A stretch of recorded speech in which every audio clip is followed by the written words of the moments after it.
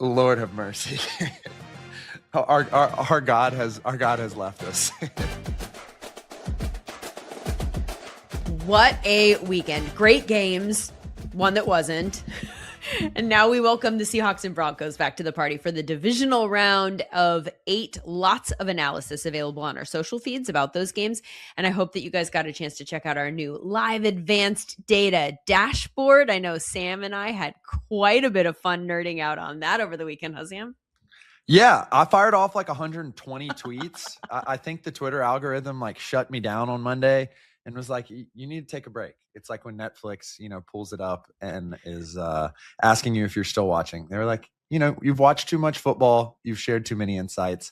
But it was a blast. There's so much fun stuff that you can pull out. Some of my favorite ones were, number one, Evero, the defense coordinator for the Panthers, running cover 3 all the way down the stretch, despite Matthew Stafford absolutely slaughtering it all game, leading to a big Rams victory on their drive there. The Houston Texans just demolishing the Steelers on both fronts, both in the man running game and in the pressure rate game. The Steelers, honestly, on defense being so opportunistic that I thought that they were just going to magically win the game through 3 quarters. Very low pressure rate, but 2 sacks, big pick, fumbles all over the place. So it looked like more Tomlin voodoo. But all that being said, it was only fun because these games were so good. And I think that's really the narrative coming out, is that because we don't really have the superstar caliber players that we've had in the past, we have Matthew Stafford and Josh Allen, obviously, that these games are close and these games are filled with lots of new names that I think people are getting accustomed to. And we now know, since the Eagles are out, that there will be 2 fresh teams in the Super Bowl. Neither of last year's participants will be back this year. So that's kind of fun, unless you're a Chiefs or an Eagles fan. You can find that, by the way, at SumerSports.com/live. All of the data from last week is still in there, and it will be there live for free once the games kick off again for the divisional round on Saturday. And we'll do a deep dive on the games and what we've learned from all of them from the first 2 rounds after that round is complete next week on the podcast. What we wanted to do this week, though, was a little bit different.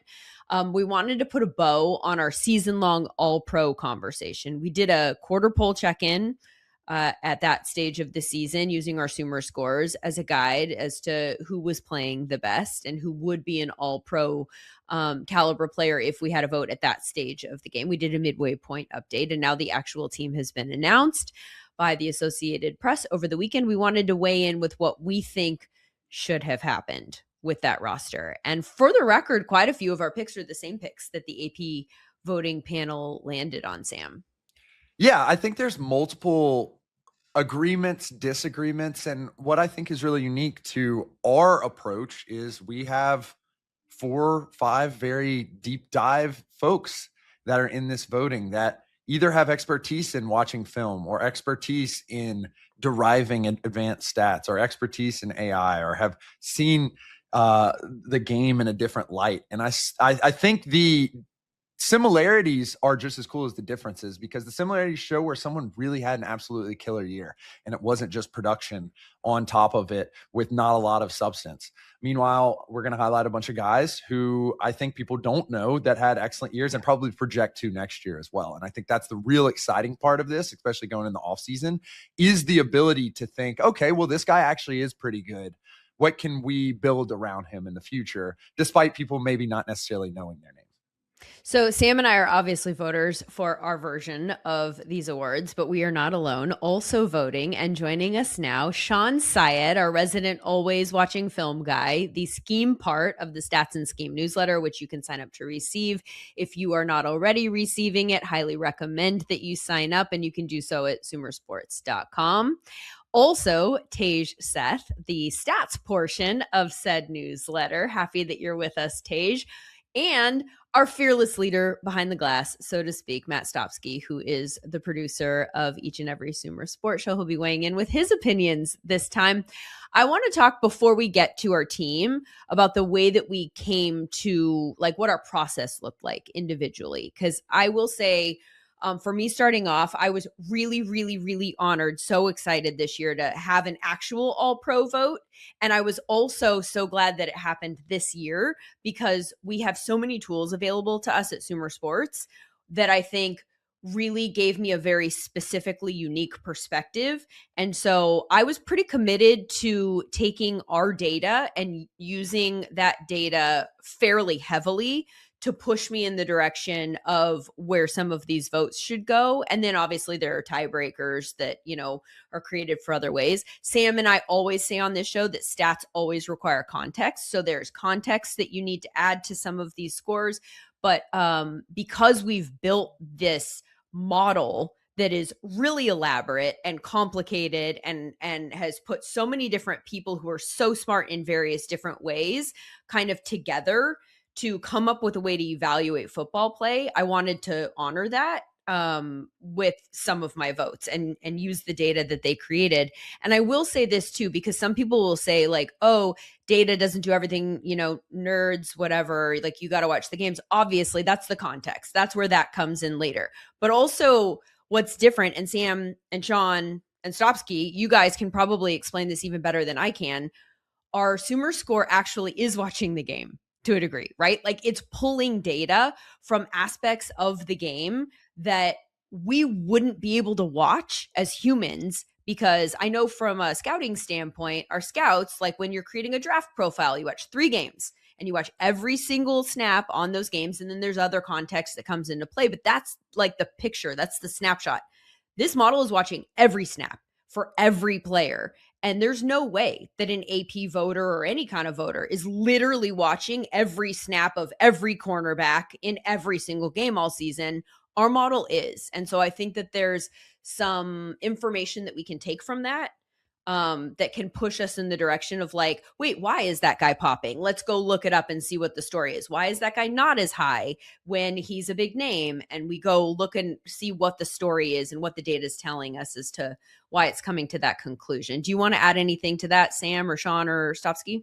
I got to agree. I think that the approach that we take will probably be different. And I do think, and like just to elucidate on my process, I think it's a mix of analytics, but I think the real tough part with any all pro is trying to split rates versus total production. I'm interested in Taja's thoughts on this, because a guy like Will Anderson, for example, just doesn't have to play as much as a guy like Myles Garrett, because Will Anderson has Daniil Hunter on the other side, and Autry on the interior, and Al-Shaair at the linebacker position, 2 good cornerbacks. And so trying to pull out that context is interesting.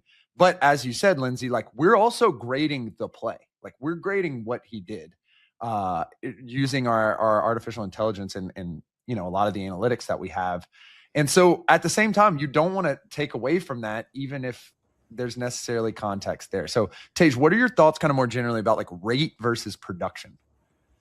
I think it's a great point to bring up, and it's something that makes football such an interesting sport to look at. Like, Sam and I, we read a lot of papers about other sports and what they're doing to make player level metrics.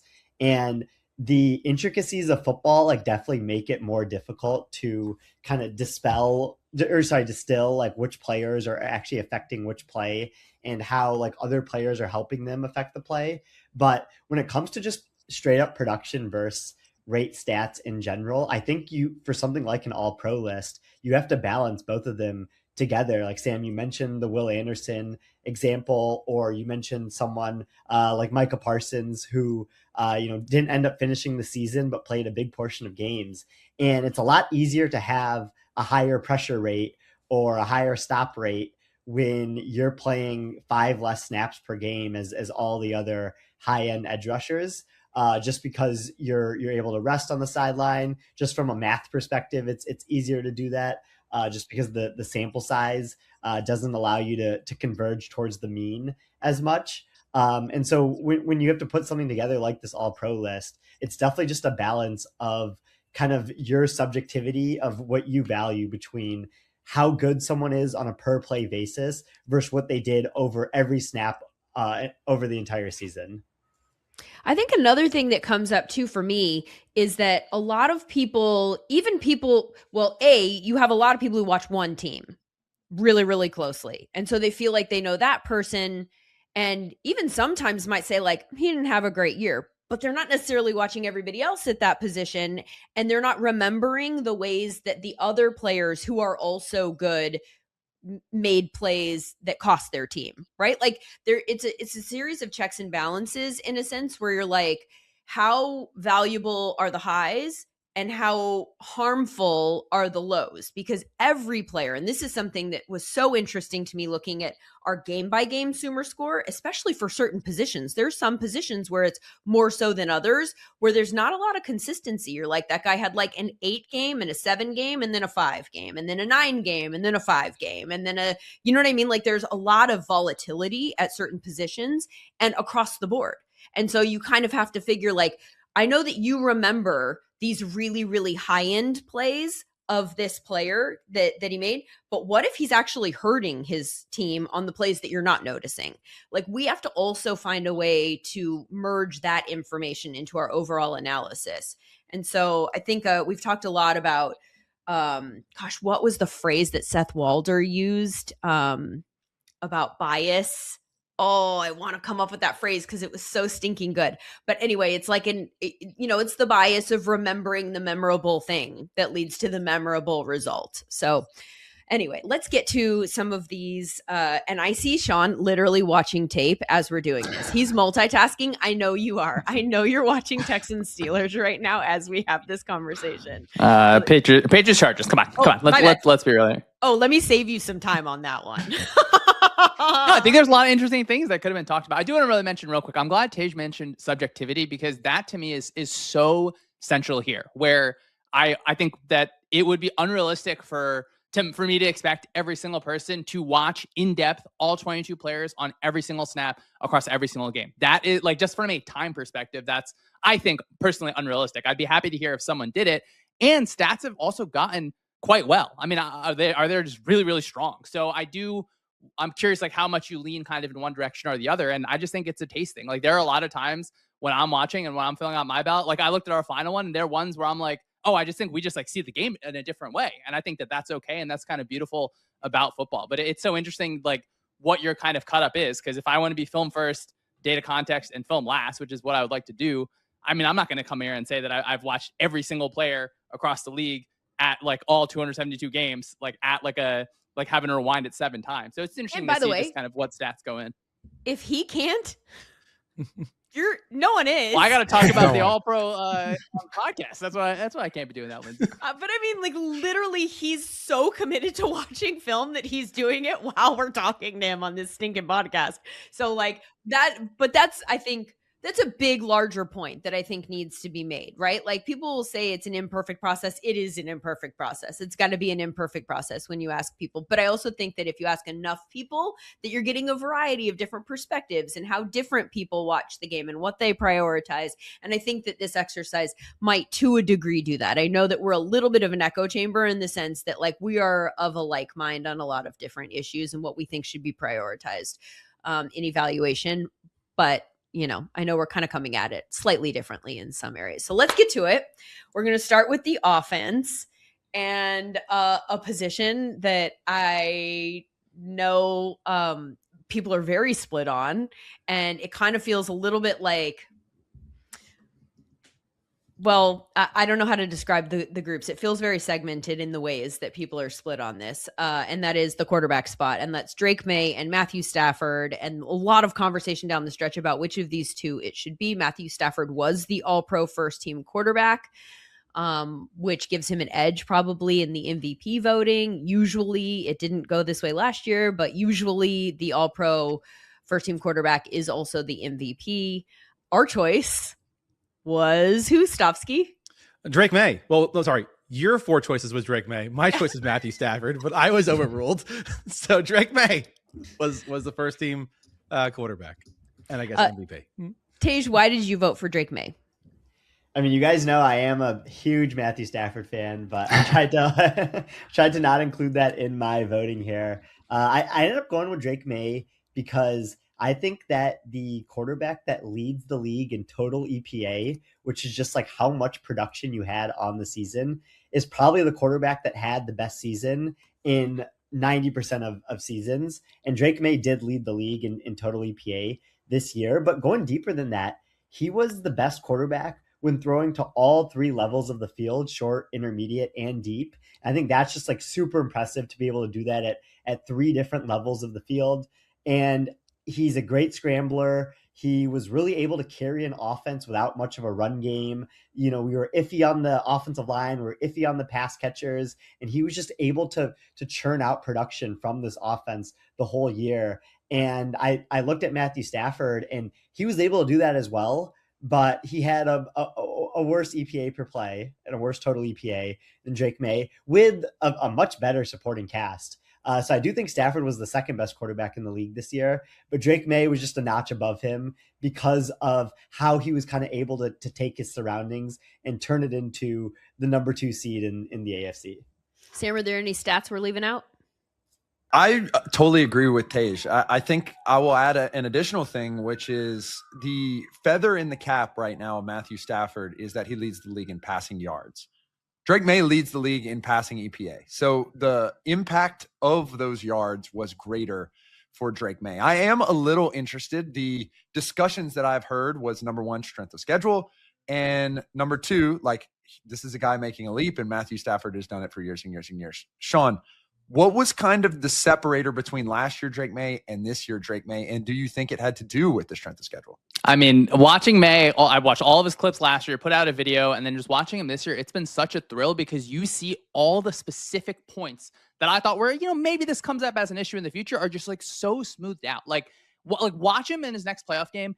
Every single time he drops back, he is in the exact same spot. He doesn't drift. Like he's not causing his offensive line struggles there. I think there are parts of the offensive line that are good, parts that I think maybe could improve in parts, but he makes their life easier. He is like, I think, finding the right dial between, hey, I am a superhero and I also need to make the right throw kind of often. So he's found that balance so perfectly. There's still going to be times, hey, yeah, like he's got a hot arm. It's really live. He'll sail a ball here and there, but I mean, like, I cannot believe how far he has come. Like, I want to do the video on him because I thought he showed the most in the rookie season that really interested me. I thought he could easily find his way to become the best of that class, and to see him really put it together is fantastic. And the strength of schedule stuff, I mean, he doesn't get to choose who he plays, right? I do understand that is important context, but I'm not like mad at Stafford being the first choice for the AP. I do think, hey, this is a tiebreaker. I like that Tej mentions total EPA. I think that, to me, that's probably more important than just kind of total passing yards, but it has been so fun to watch May,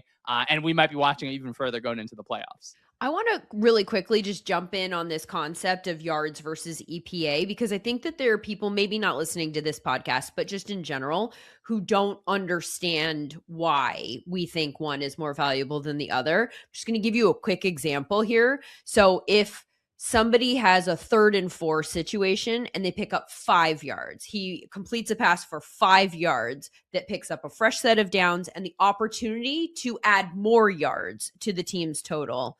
Is that more valuable than if somebody has a 3rd and 10 and they get 8 yards? 8 is bigger than 5. So passing yards would tell you that was the better play, that's the better player if you continue to add up a bunch of plays like that.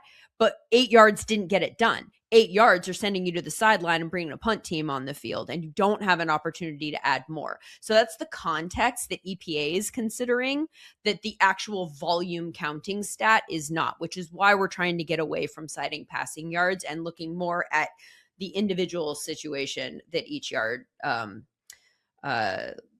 the story around each individual play and the yards that it creates. Stopsky, you voted for Stafford. What are the arguments that you want to make in his defense, having heard all of this? And by the way, I don't think any of us are arguing against Stafford. Like, this was an obvious either or. They're both amazing. So, but you voted for Stafford. Why? Yeah, I did. And like, so I'm also fine with Drake May getting this. This was like a very, very close fight for the top spot.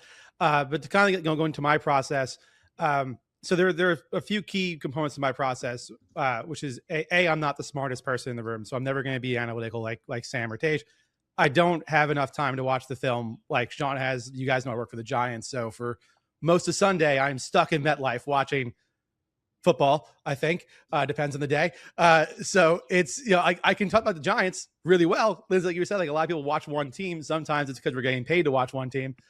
So what I've done over the course of my time as an analyst has always been use a consensus and then build backwards from the consensus. And from that create primary and secondary traits, and then have a grading scale accordingly. For Stafford and May, it was close for me. It was like 1 point difference, and it really came down to a few secondary traits where Stafford, it was a 9 in sack avoidance and 8 in accuracy in the move, while May was a 4 and a 6.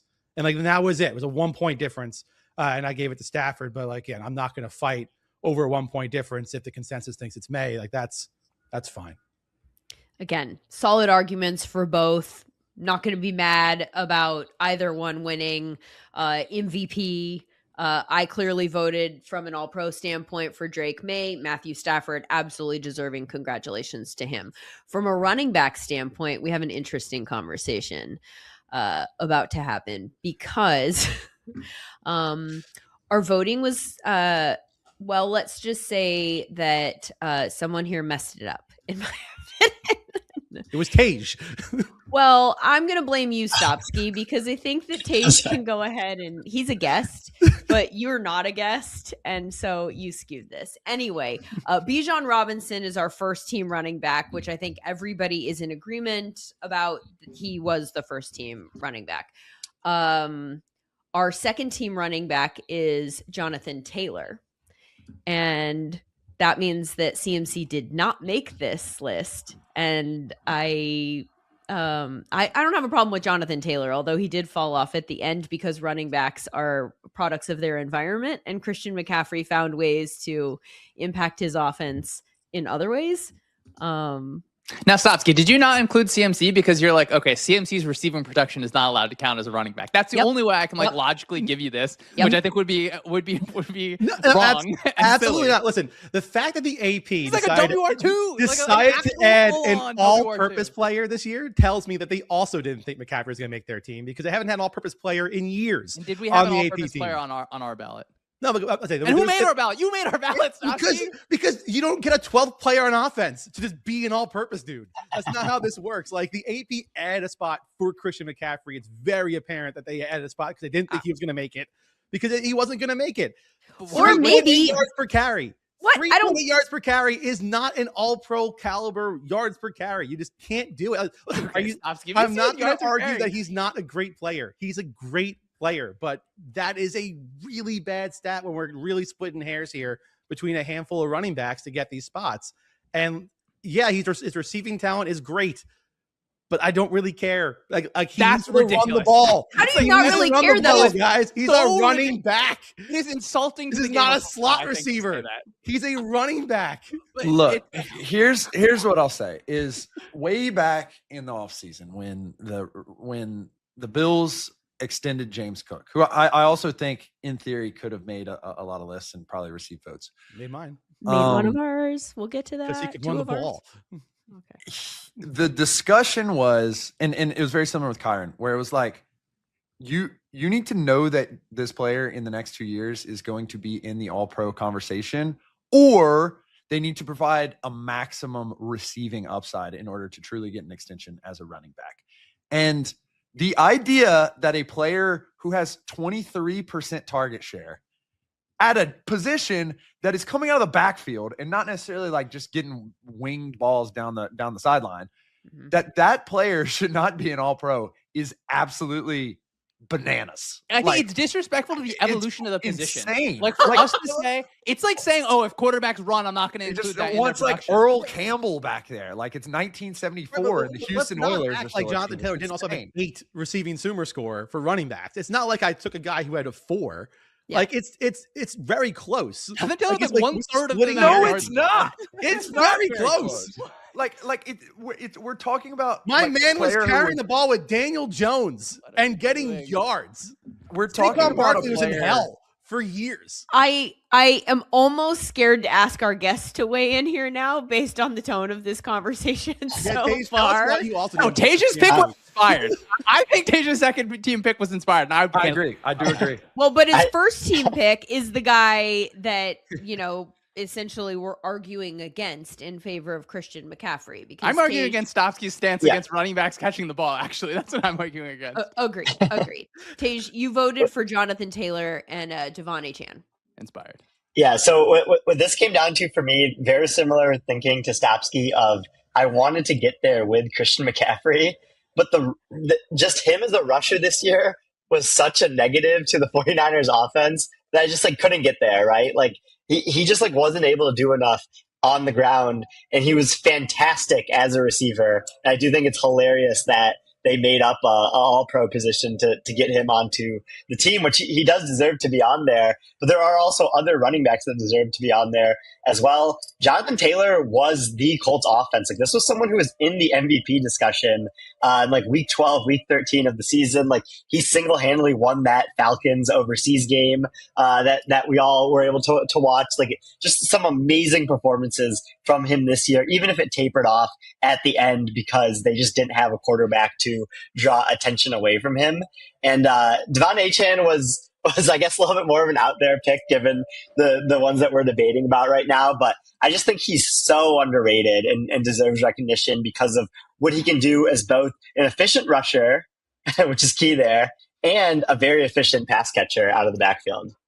That's good logic. Like he deserves. No, that's the same logic. It is not. It's just it is not. Tage is smarter than me, so it makes it sound better. But that's the same exact logic. I thought Tage was more gentle with his like catching the ball. I have never been called gentle once. Wait. Can we get to the inspired take though? Because like Jonathan Taylor, look. The Jonathan Taylor stands came at me in like week 6 because I said there was no chance he was going to win the Offensive Player of the Year award on our friend Zach Gelb's show, and that it was definitely going to be one of the wide receivers. I thought it was going to be Jack Smith-Njigba, who is probably going to win. I did move on several times. I was trying to stay ahead of the curve, but Tage, you also put Devon Achane, and I was closely looking on whether he should get above Christian McCaffrey as well. So walk us through our friend Devon Achane. Yeah, I mean, I just think like he was such a huge part of a Dolphins offense that, again, like did not have good quarterback play. Like they needed him to shoulder a big portion of the offense. Out of like the running backs that got 100 rushes this year, which I think there was 49 of them, he finished 5th in EPA per rush. And then of the same group of running backs in yards per route run, he finished 8th. So like the combination of being a really efficient rusher and an efficient pass catcher out of the backfield was enough for me to put him on my all pro ballot. And then like you just also just think about like the impact that a player like him has on opposing defenses, where this was an offense without Tyreek Hill, without pretty good tight end play for most of the year. Like it was just Jalen Waddle and Devon Achane, and that's how they were able to score points as an offense. And I just thought he did a great job doing his part of that.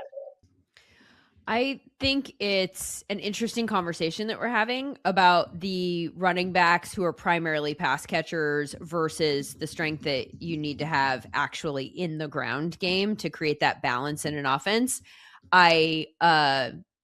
That said, I do think that Jonathan Taylor falling off at the end of the year once the offense fell off is sort of the argument for why it is important for a running back to be able to contribute in the passing game, which is going to be less reliant completely on the environment. Like how many running backs were maybe just in bad offenses this year and didn't get a chance to show us that they were incredible. And so then do you feel uncomfortable saying that guy was in a good offense and so he had that opportunity and therefore here you go? I don't know. It's a complicated position to evaluate. That's for sure. And to drill like slightly more down, I think the real difference is the ability to maintain like a consistent level of target share, which I think there's realistically at this point only 3 running backs who can really do that in the league, which I think is McCaffrey, Bijan, and maybe Devon Achane. Maybe. You think? What about Gibbs?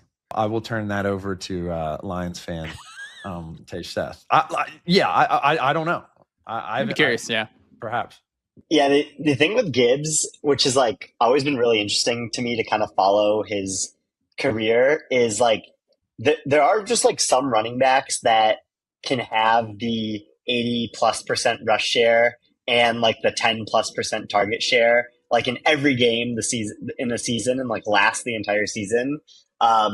Gibbs is just like he's a very unique case of like you feel like you want him to not have that many touches per game just because like of how he's like close to 200 pounds ish, and he's better when he's like fully healthy, fully explosive. And so like you saw it in a couple Lions games this year where he like got the majority of the carries, like the Vikings game on Christmas, and just like was like completely bottled up on all of them. Well, we'll see if he gets more of an opportunity moving forward. It sounds like they have indicated there, Brad Holmes, that maybe David Montgomery could be moved on from this offseason. He's saying that he deserves to be in a position where he can be fully utilized or utilized more, something to that effect. So maybe it will be the Jahmyr Gibbs show. It's not you, it's me. I mean, I actually agree with the thought process too, though. David Montgomery's a stud. I think everybody there probably loves him and like just like hates not wasting him, but like he could go be a back who has a larger role. Sam's face, it didn't like. Oh well, Didn't I'm like just there. saying. You Not know, sure. they gave him quite a chunk of change. I think they may. I think in true, it's not you, it's me. I think they don't want to go forth with some of that payment.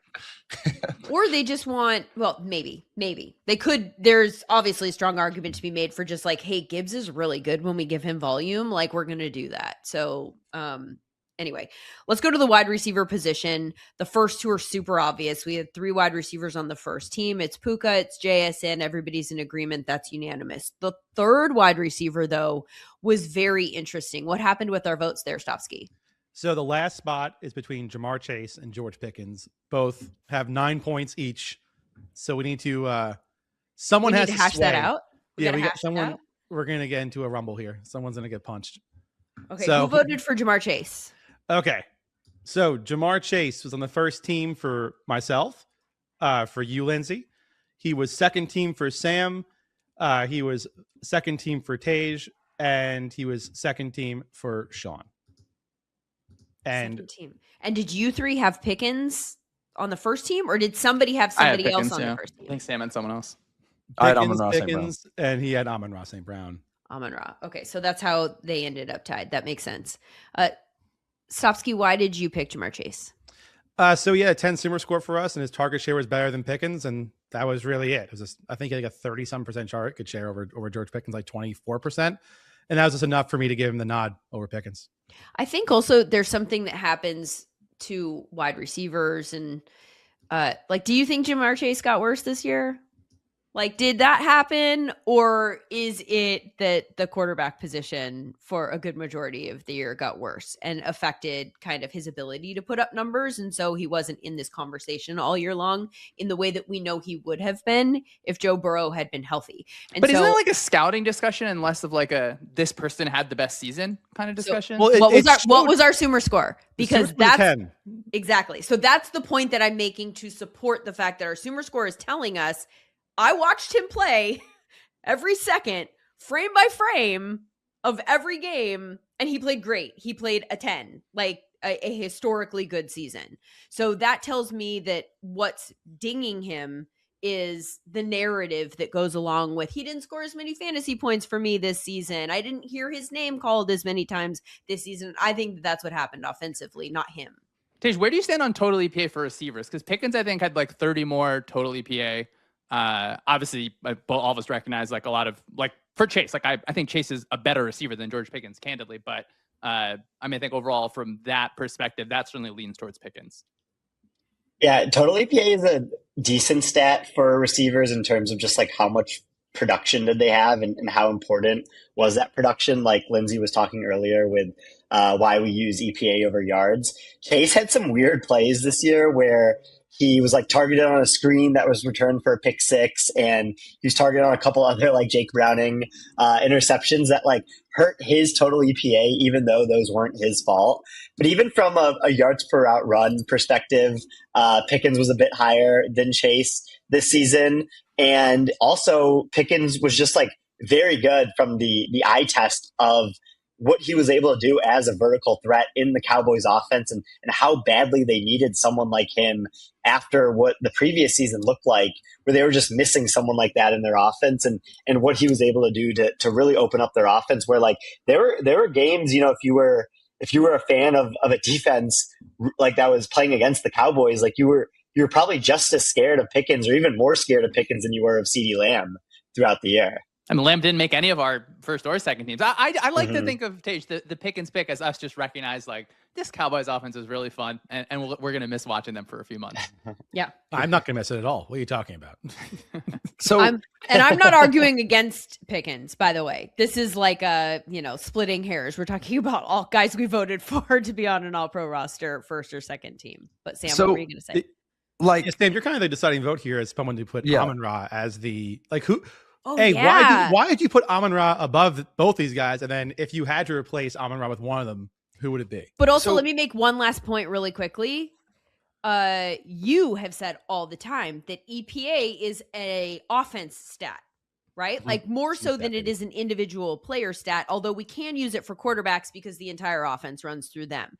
But to put the total EPA on Chase, there's clearly a part of that is out of his control. Like he doesn't have an opportunity to add EPA if the quarterback isn't completing passes to him.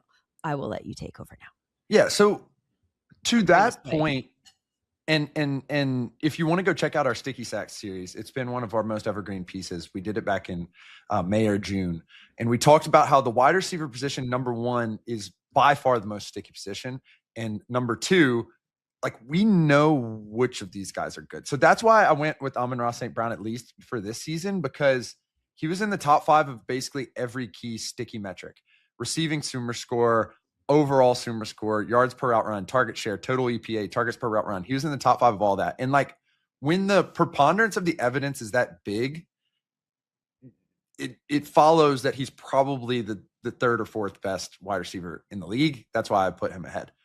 When breaking down Chase and Pickens in particular, there's a couple things that I feel like we should highlight, which is strangely, Jamar Chase has never been a certified top 5 yards per route run guy. Perhaps that's because he is used heavily in the screen game in ways that other players aren't. But that has always been kind of unique to me. But then you look at George Pickens, and George Pickens just was not shouldering the load that Chase had to. And CeeDee Lamb was a very similar way. And that's because Dak Prescott moves the ball around a lot. They had several good running backs, and they have Jake Ferguson and 2 all-pro worthy wide receivers. So they should be spreading the ball around a lot. But if you had to ask me who I would select in this, I think I have to go with Jamar Chase, and it's for 2 reasons. Number one, I do think that the SumerScore element does separate him a little bit on this, and I think it's picking up some of those things that Tage may have realized, added context in some of the total EPA thing. They're very close in pretty much everything, but I just do think because target share, number one, is so sticky, and number two, tells the story of a season for a player, Jamar Chase basically won that Joe Flacco game for them. And Jamar Chase was able to kind of keep them playoff relevant when Joe Burrow wasn't there. So I do have to go with Jamar Chase here. That being said, I thought about flip-flopping because, vibes are needed. And as Sean said, the Cowboys were a major part of this season, and they don't really have much to show for it, particularly not in terms of playoff success. But George Pickens and CeeDee Lamb and Dak Prescott were arguably one of the best offenses in the league. And to not have any recognition of that is really interesting. So I'm going to let Jamar Chase go forth and join our all-pro list. But George Pickens, I really did consider putting you on here. That's the company man right there. Going with the SumerScore. Love it. So George Pickens is on our second team with Amon-Ra St. Brown and the third wide receiver there. Because I think, did all of us have George Pickens and Amon-Ra somewhere on our ballots? I think it's the third wide receiver on the second team that was maybe a little bit more open. Chris Olave is the winner of this. There were some other interesting votes that I would just love to hear. If anybody wants to chime in and say who their other wide receiver was. I would have liked to see Nico Collins there. I think that just watching him continue to grow as a receiver has also been fun. Obviously on an offense that, you go up and down at times, but so many things are just kind of filtered through him, even through, being banged up at different times. So he would have been my pick, certainly at that spot. I'm just realizing that Tage actually didn't have Amon-Ra St. Brown on either of his rosters. So he has 2 names that we haven't mentioned yet. Who are they? So yeah, I had Stephon Diggs and Drake London. I think Amon-Ra St. Brown was good this year as he always is, but he dealt with a drop issue that he hadn't had previously in his NFL career, which was just enough for me to bump some other receivers over him. Diggs got on there because He's 5th in yards per out run on the season and just was like a massively crucial part of the Patriots offense and Drake May's development. And we've seen this with Diggs now multiple times in a row where he's like really come in and help these young quarterbacks grow and get to a spot where, you know, they feel comfortable targeting him and feel comfortable in their offense. So I was like really impressed with his season this year. And then Drake London there as well. He was 8th in yards per out run, and he was just like amazing at the catch point. Like maybe the best receiver in the league this year at the catch point. Did not have good quarterback play for most of the year, but was still able to come through. And again, was like crucial in the Falcons offense because without him, the pass catcher group looks pretty thin there. So I thought he was also deserving of getting a vote here. Sam, you had Zay Flowers. I went with Zay Flowers because I think you can't tell the story of the Ravens offense without Zay Flowers. And you have a player on a team that has a pretty low pass rate over expected. And kind of in particular this year with some regression from Andrews and Likely, just they lean on him for the entire passing game. And I think he's really overlooked despite year after year, you know, the stage we've talked about it a lot, being very, very high up in yards per route run. And so, and very high up in target share. He's 9th this year.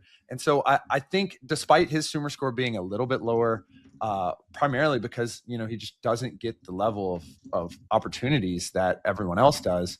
I would love to see him in an elevated role. And I am intrigued by a new coaching staff coming into Baltimore and perhaps featuring him a little bit more. Stopsky, you went with Olave, as did I. I went with him, and honestly, I considered Zay Flowers. I was close to writing down that name, but I went with Olave just because as I filtered through all of the different receiver stats, he was the one that I was considering that appeared most frequently in the top 10, like of just everything, as opposed to just, you know, spiking here or there, as opposed to, except for a few categories where I thought I could explain that because of the environment. If that makes sense or not. Stopsky, why did you go with Olave? Yeah, Olave like across the board was like just really good, but his 10 separation ability score for Sumer was like, you know, by and far like one of the best we had this year, and his 9 hands. Again, it was wild. Like you said, it was just very close, and like Olave just was good across the board. So that's what gave him the spot for me above everybody else. Okay, so get him some consistently good quarterback play and to the moon, Chris Olave. I feel like he's one of those wide receivers that we just haven't seen like fully max out his abilities yet. Is that an evergreen statement? I feel like we've been saying that for 5 years. 100%. And I mean, we say that about a lot of people in the league, right? But I think it's certainly true for him. Just to jump in real quick, I want to ask Tage, because I know he stays close on all this. He's extension eligible. He's now an all-pro. Tage, where do you think he slots in for a contract here?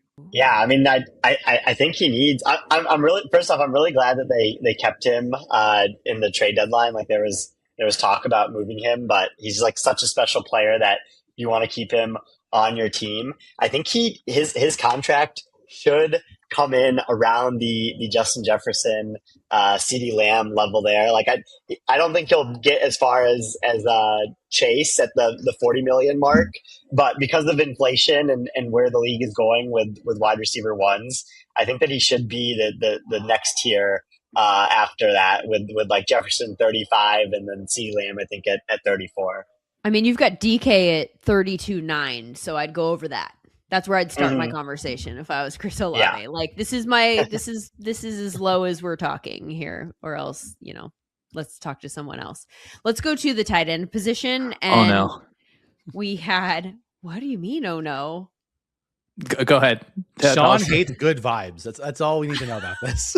Well, and this isn't Trey McBride. Everybody is in on Trey McBride. Trey McBride is our first team tight end. It's the second team tight end that I don't think that our boy is liking so much, and it's AJ Barner. What do you have against AJ Barner? I have not a single thing against AJ Barner. I love that the Seahawks use 12 personnel. One, if we want to talk consensus, the AP had one vote for AJ Barner. I think I know who that voter was. It is absurd. That doesn't mean it was a wrong vote. It does not. You're right. It does not. That in itself is not a sound argument. But I think that it is wild to have AJ Barner as our second team tight end. I don't think it's going to age particularly well. I think, you know, George Kittle, I think you can absolutely have in that spot. If you want to go as far as Tyler Warren, I would love to have a Colston Loveland, but I think AJ Barner is so much further down on that list that it's rough that I think that Barner ended up there. And again, it's not a single thing against Barner. He opens up a lot of things for the Seahawks defense. Or Seahawks I'm feeling offense. a lot of things against AJ Barner here. I feel not a single thing against AJ Barner, as I said. But I know Stopsy's not giving him credit for any quarterback sneaks because, we can't give people multi-position kind of flexibility. But, yeah, I don't know if I feel worse about Barner being our second team or Pitts, who had an awesome catching year in a lot of different ways, being the overall pick for the AP. So a tough one, I would say, tough look on all of us. Look, in true form to Sean's employment history, when they go low, we go high. And so I am the one who, I begged Lindsay to vote for AJ Barner. And this is my only true vibes pick of all of mine. I think I may have 2 or 3 total vibes picks on here. This one is apex number 1 vibe pick. Here is why. The Seahawks offense causes me a lot of pain. They're not really good at. Well, they have a second team All Pro on. Okay, on wait. Listen to why. Yes, they're not particularly good on offense. In particular, they're not very good at running the ball. What they do is use AJ Barner as a point of attack blocker a lot, and that shows up in the SumerSports. He's a very good run blocking SumerScore. Blocking matters, Sean. So I will say that, but he has a decent yards per route run. He's utilized a ton in their schemes. He allows them to run 12 and 21 personnel, and it really kind of unlocks their entire offense. And again, this is pure vibes. This is from me watching a lot of the Seahawks offense. And it seems like anytime there is an important play that the number 1 seed Seahawks offense, who is not going to have anyone other than JSN on here, who is the entire offense for the most part, it feels like there is color needed on this all-pro team to tell the story of the year. And I want to add a final thing, which is this team during the playoffs will win a game because AJ Barner is going to have 4 or 5 tush pushes. That's just the reality. And he has 7 to 8 EPA rushing. And that's true differences in their games. And he is a difference maker on the field every game. Best touchdown celebration in the game. He's a second team All-Pro. The Seahawks are 29th in EPA per rush. How's that his fault? He is not the running game. It's not his fault. He's a great blocker. He absolutely is a great blocker, but you can't use the argument of he allows them to rush because he doesn't. He is an awesome point of attack. They have blocker. 2 victories with explosive runs in which he played a important part. And okay. Look, again, you got to respect the vibes here. But there is a detailed reason why, number 1, I think he's an excellent tight end and is a top tight end in this league. Number 2, how he helps his offense and unlocks what a lot of what his offense does. And more importantly, how he helps his team win and will continue to help them win. I'm going to raise my hand now and chime in because the context that I think is missing in this AJ Barner back and forth conversation is, if not him, who? So we have, from a SumerScore standpoint, Trey McBride with a 9 alone, right? 98th percentile when compared to his peers going back to 2016. He had an incredible season. Then we have 6 tight ends that have 8s that are bunched together. We created these to be tiered specifically for a reason, but I want to point out that within that tier, you've got 94%, 94%, 93%, 93%, 93%, and then 91%. So that's a very small difference in terms of scoring between 5 of them that are all bunched up with the same grade. Are you going to make a very strong argument for Tyler Warren? You certainly could, right? The first half of the season, then it kind of went away. Travis Kelce, Hunter Henry was important for the Patriots, but also had some games where he wasn't. And then you've got Colston Loveland, who came on strong late, was less involved early on. George Kittle missed 7 games this year. You mentioned him. You're going to give an All-Pro award to somebody who literally wasn't on the field for 7 full games? I'm not going to give it to the 32nd tight end in yards per out run. Certainly not. If he had been on the field for 7 games, 100% my vote goes to George Kittle, who is on any given day the best tight end in the NFL consistently. This was a bunched group of people where you just had to find a reason to break them up. And I don't see anyone who just runs away with it. So I think all of Sam's arguments, which I agree with for the record, are good arguments. Who would you vote for, Sean? George Kittle. I'm fine. He could have 7 games. Okay, fine. Give me like literally any of the other guys on the list. We could go Warren. We could go Loveland. I think I'd be fine with that. And again, like I wish, to me, the way that Tage had Achane as like that's the inspired pick. To me, Barner is the like, ooh, one of us voted for him at second team All-Pro. Like we can talk about how his blocking really, really unlocks a lot of things from the Seahawks. But for him to be like rock solid on the list, to me, that is like looking at the bunch and saying, I just want to like let me create some chaos here with an outsider. Personally, to be fair, Sean, he was the only second team tight end to get 2 votes. Everyone else had like it was very split. Everyone just had 1 vote for their one guy. So like if I swap my pick from Kelsey to Loveland, which I was tied with, it would be Loveland versus Barner for the second team spot. Like, we would have saved ourselves like 30 minutes. What do you mean? I would have switched my vote back for Barner. Like I would have just to watch you squirm. So like I think it's really just there was no consensus second tight end this year because of Kittle's injury. There was really no consensus second tight end. And like I went Kelsey because he was again 8s across the board and receiving SumerSport release. He just had like a 9 contested catch, which is all pro level for us. And that was just enough for me to take it over. But like, none of these guys, an 8 for us being a Pro Bowler, there was not another all pro player in this position. So like this is really trying to find like styles make fights type deal. So to be clear, I was deeply considering putting Colson Loveland on here. So I want to ask Tage, because I know he put Colson Loveland on his, of what the case is for Colson Loveland, particularly in the Ben Johnson offense. Yeah, I mean, I think, you look at Colson Loveland and what he's done this year. He's second among tight ends with at least 250 routes and yards per route run. And he's been good as a blocker. But again, it really just goes back to, we know Ben Johnson loves his personnel diversity. He loves to switch between having 1 tight end out there, having 2 tight ends out there, a 6th offensive lineman, 3 tight ends. Like they do all sorts of things with their offense.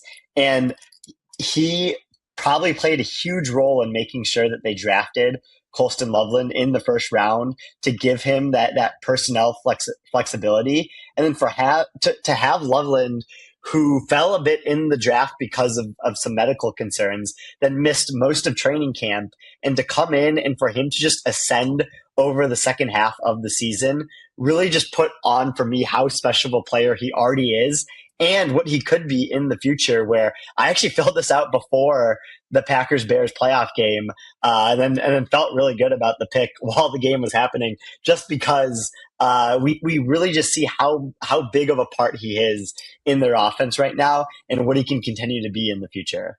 I think for me too, there's a problem with like unlocking Colston and Tyler and mostly them, but even you could throw Harold Fannin into that mix, like the whole like rookie tight end class. You could make arguments for all of them. I just had a hard time separating that group. Like what's more important, the beginning of the season or the end of the season? And just narratively became very complicated.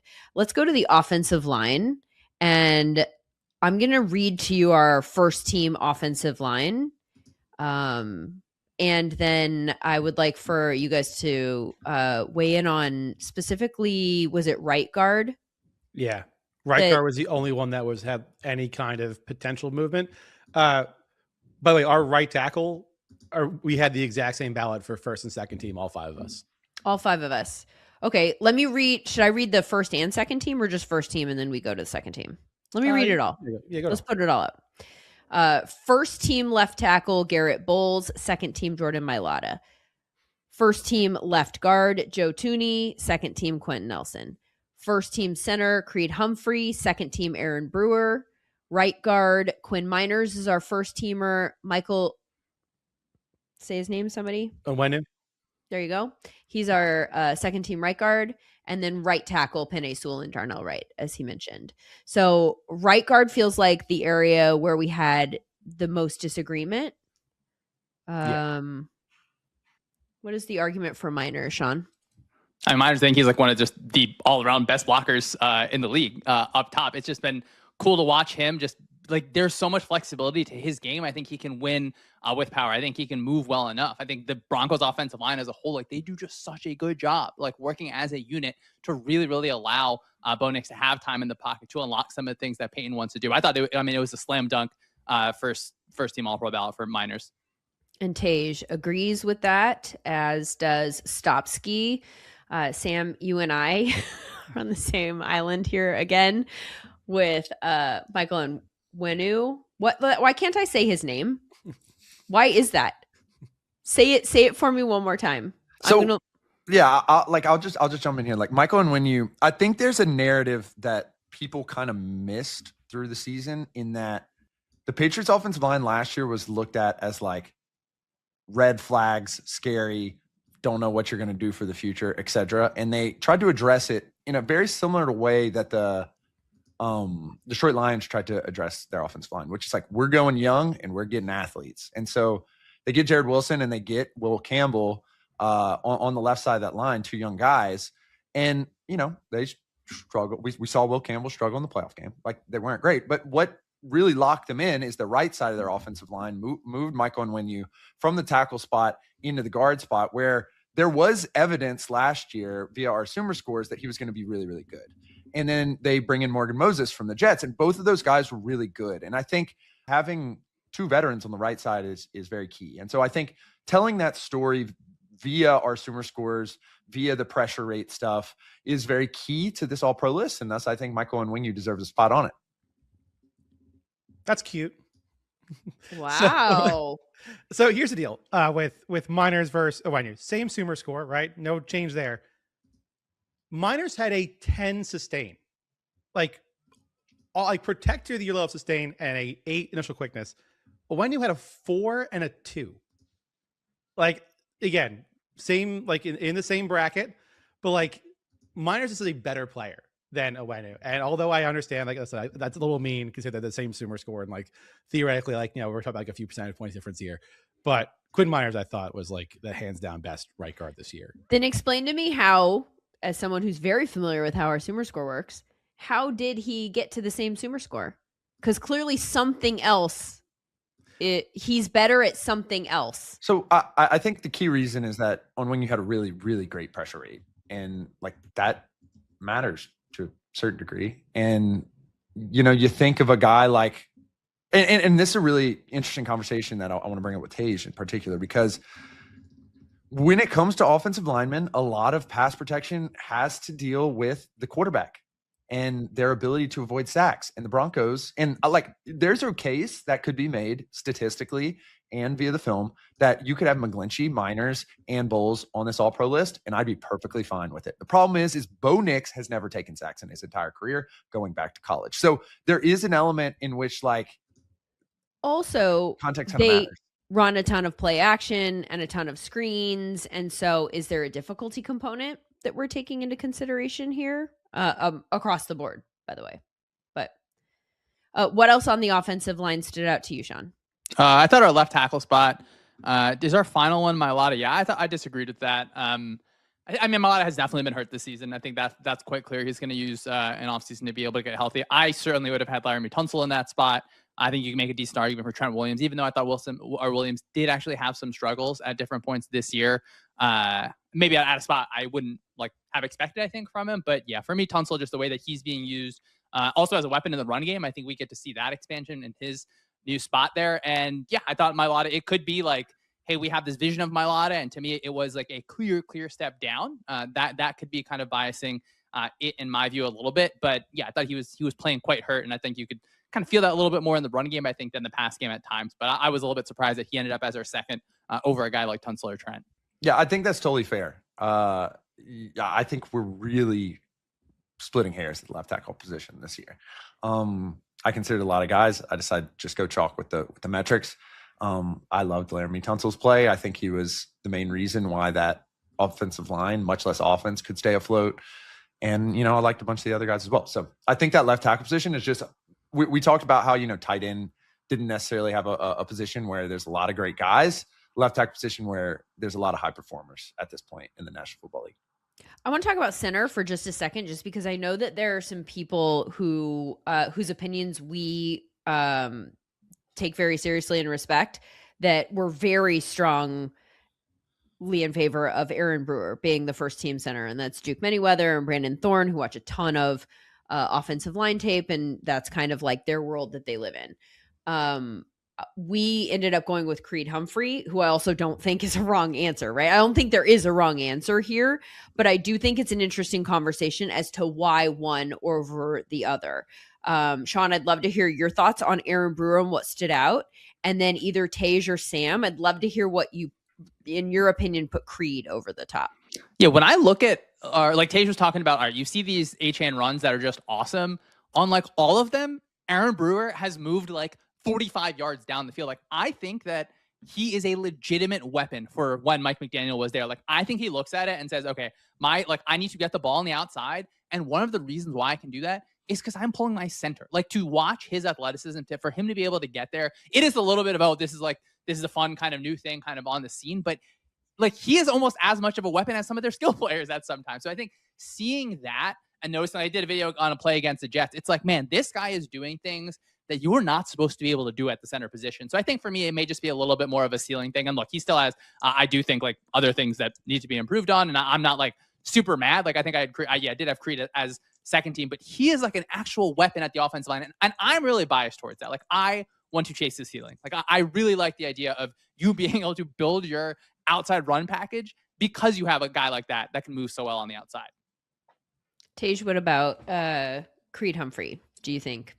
Yeah, I just think that the combination of what Creed Humphrey can do as a run blocker and a pass blocker is just so special. Like, when he's pass blocking, he very rarely lets up pressures himself.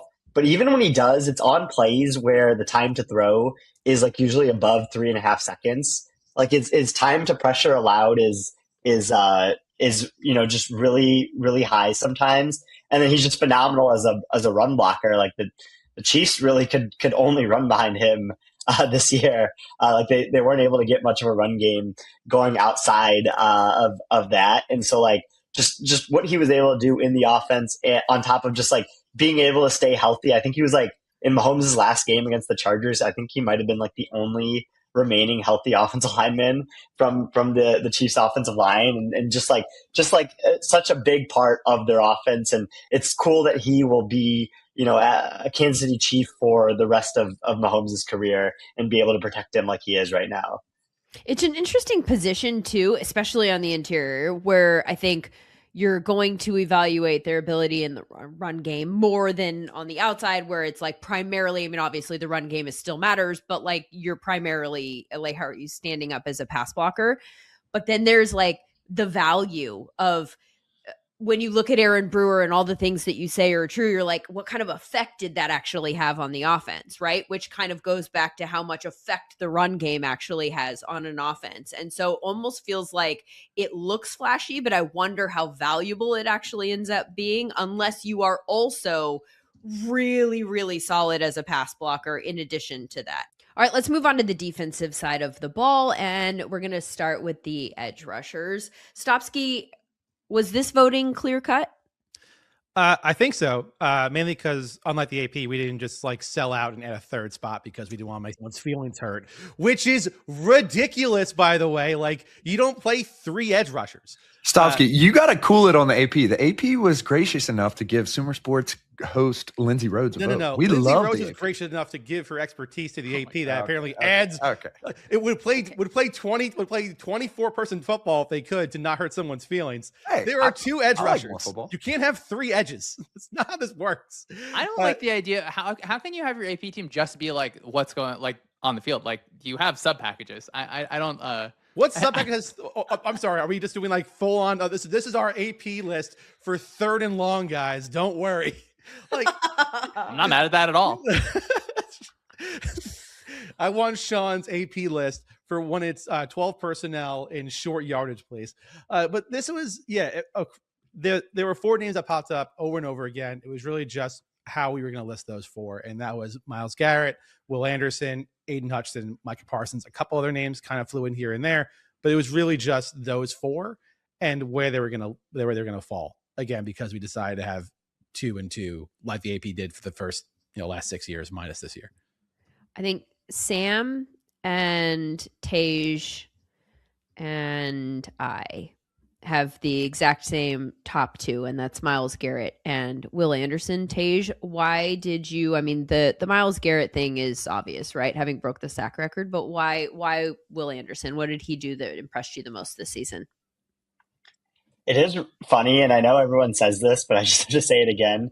In any year that Myles Garrett didn't exist, Will Anderson would be unanimous Defensive Player of the Year. Like, he was phenomenal this year. The way that the Texans work, where they rush four on almost every play, but they get pressure at such a high rate, is because of what Will Anderson and Danielle Hunter can do at the edge rusher position. And Will Anderson is able to get pressure often.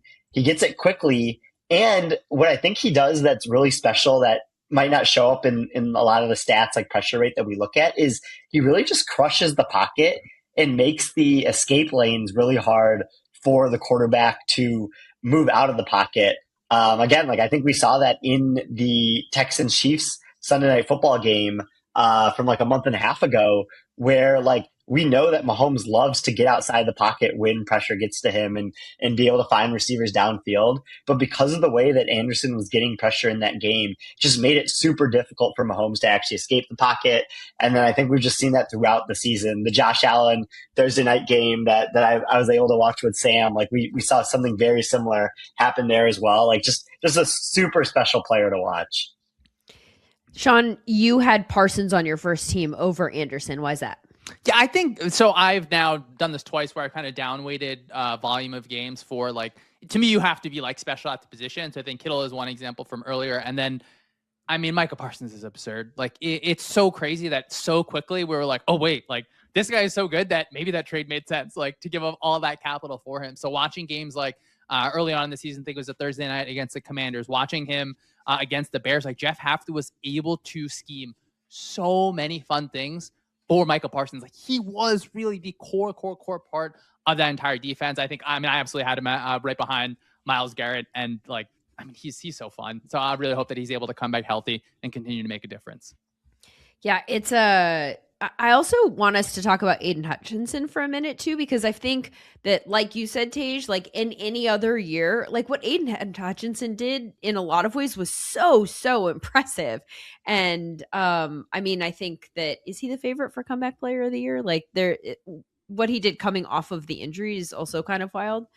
Aiden Hutchinson, I think, had an incredible season. And in all honesty, because the actual ballot had 3 players at edge rusher, Aiden Hutchinson was my third, with Will Anderson and Myles Garrett. And then I had Parsons as the first player on my second team. But for purposes of this, I put Hutchinson and Parsons on my second team. I also think Max Crosby and Byron Young had outstanding seasons. This was a really good year. And this is something that you and I talked about, Sam, on the quarter pole show and the midway point. Like, the edge rusher group this year was just incredible. Like a lot of high-end production. Yeah, I'm interested to see how this evolves, because I think you look at a bunch of the top teams in the league this year, and it's a copycat league, and a lot of them have 2 top-tier edge rushers. So you think about the Texans with Hunter and Anderson, as Tage said. You think about the Broncos with Benito and Cooper and Zach Allen, even to a certain degree at the tackle position. And you think about the Chargers with Thule and with Khalil Mack. And it feels as if you could live in certain times with one single edge rusher if that's a Myles Garrett level player. But if you want to win games with questions on your offense, you might have to have 2 or multiple in a rotation. That applies to the Rams as well with Byron Young and Jared Verse. So I'll be interested to see how teams start changing how they are built, and if they start targeting more multiple edge rusher cap allocations as a result. Sam, are you getting an edge rush or pass rush as a weak link system? Well, it's not that it's a weak link system. But it is in a way, right? Because you can chip one side, or you can slide the center. You got center guard to one defensive tackle. So yeah, I mean, obviously it's easy to say, oh, I'd like to have good players at every position. Yeah. Yeah, I think that's what's just interesting is there's a lot of high level players at this position. What does that mean for the scarcity of them? I guess that's what I'm trying to get after. I have a question for y'all, and Lindsay and I spoke about this yesterday. If Myles Garrett didn't break the sack record, and let's say had 18 sacks, he was first team for all of us. I'll put that there. He's first team for all of us.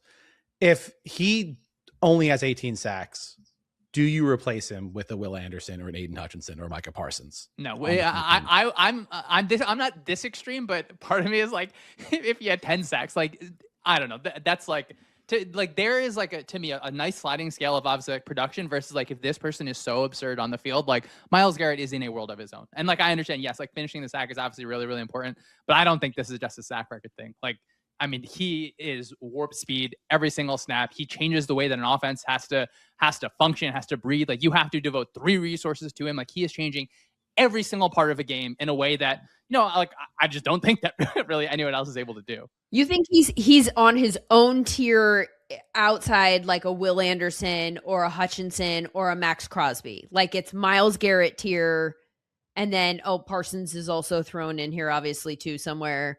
You think it's that clear? Yeah, I mean, I've been clear in group chats with a bunch of these guys that like, yeah, like he is 1A, and like if someone wanted to say like, I mean, I think the world of Micah Parsons as a pass rusher, but like Garrett is I mean, I think a lot of these guys are future Hall of Famers, but maybe not a lot of them, but like I don't know, it's just like so clear to me that like this is just like gold, flashing gold, and like to say someone else that is a quote like tier below like the highest of highest tier, I don't think like that's an insult in any way, but yeah, like I do think that even within that, like the 1% of the 1% of the 1% to me is certainly Myles Garrett. So it doesn't surprise me that's Sean's take, but Tage's take is surprising me because analytics is all about pressures over sacks, and Aiden Hutchinson had about 20 more pressures or so than Garrett, but you're still shaking your head saying you would still put Garrett in even if he didn't finish 5 of those sacks. Why? Yeah, I mean, I do love pressures as a stat itself, pressure rate as a stat itself.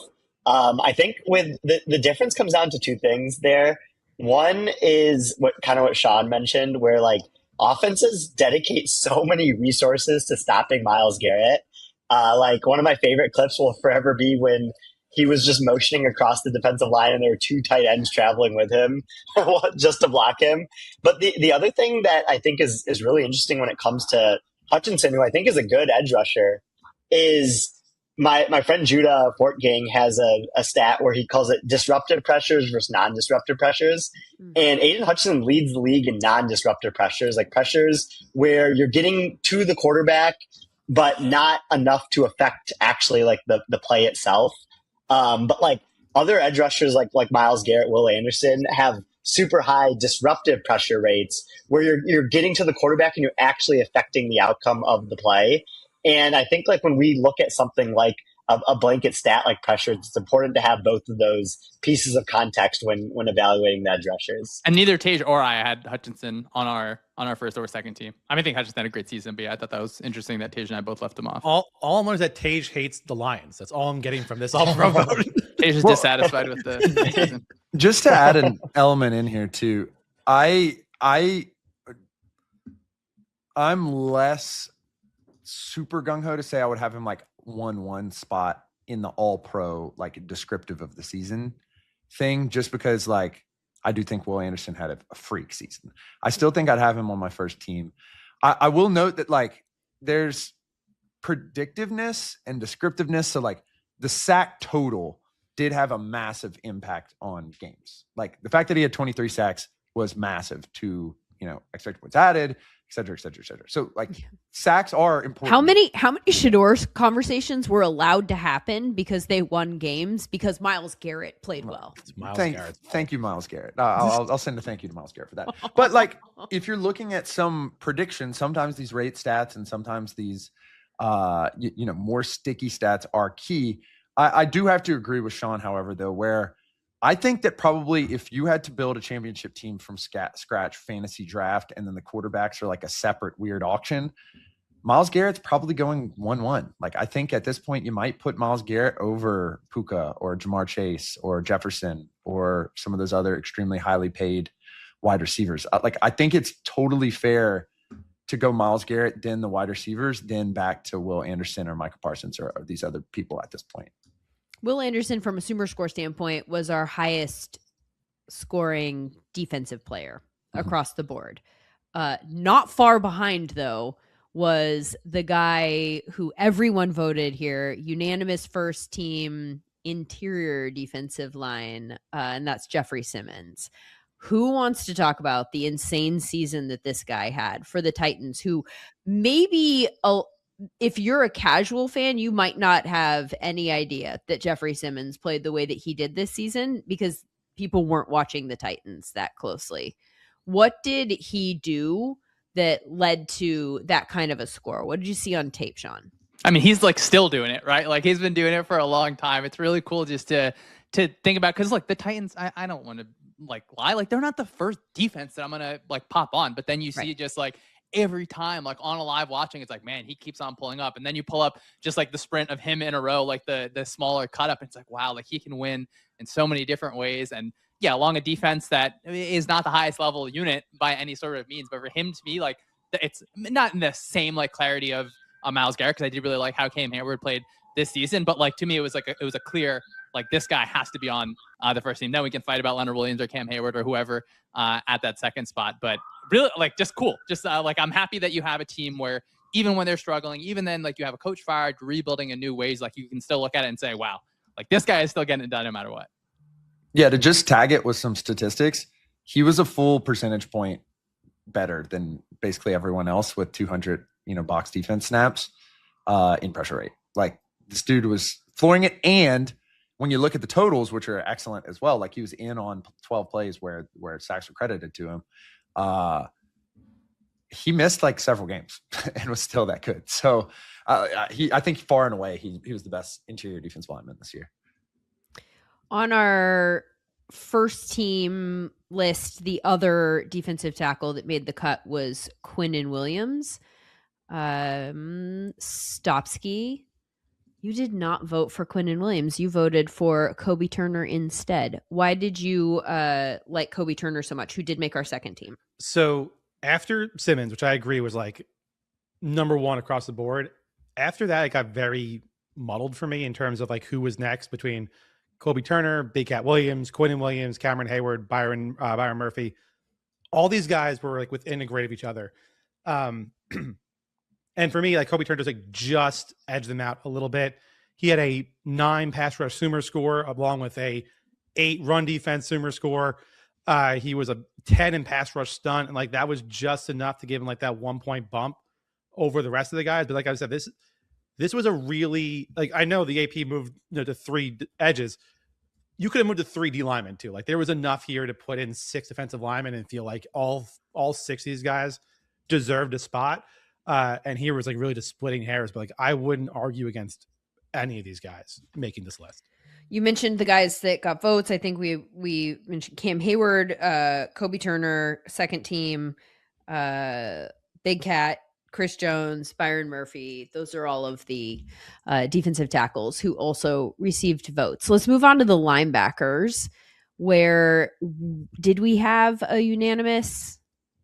Was Jack Campbell unanimous? Zach Mine and Jack Campbell felt pretty consensus. Devin Lloyd and Devin Bush was not consensus for the second team linebackers. That was very much a up in the air. And I want to say, yeah, Tage with his Devin Bush first team linebacker vote. Inspired, super inspired. And Sean with his first team Devin Lloyd linebacker vote. But really also inspired. I think both of those singular votes put them on the second team because the second team linebackers were so all over the place with Demario Davis, which you can guess who that was. Carson Swessinger got a few votes. Cedric Gray got some votes. Jordan Brooke got votes. But like the two and how the voting works, where a first team nod gets 3 points and a second team nod gets 1 point.